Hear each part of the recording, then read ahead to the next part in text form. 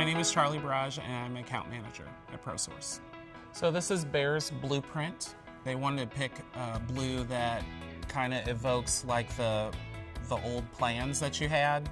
I respond to the blue a lot. Depending on what your other elements that you have going on, if you're going to have a wood floor, definitely you could do it for the entire room. If you have a carpeted room, I would probably use it as a feature wall with a neutral color on the rest of the walls so it doesn't become too dark.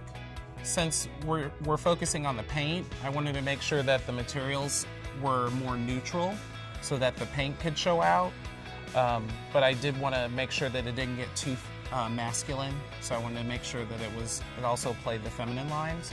And that's where like for the kitchen, the white doors, and we have a dark brown for the two-tone kitchen, the gold hardware, and then since this is a neutral color against the white, I wanted to bring some texture and dimension to it, so I chose a three-dimensional tile.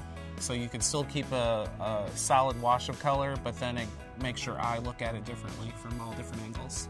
Also, going into the bathroom, you know, a lot of these lines that are the stria in the tile would, again, be more masculine with that. So I wanted to make sure that I paired this dot and this floral print to appeal to a feminine palette as well.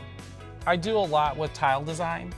So I try to like play with that as a color palette and use a lot of texture. So like for this bathroom concept here, you know, going with the whole name of the color, I wanted to use a lot of lines. But then I also wanted to break that up so it wasn't so tactile, so it would appeal to more people. So I wanted to soften it up with the floral print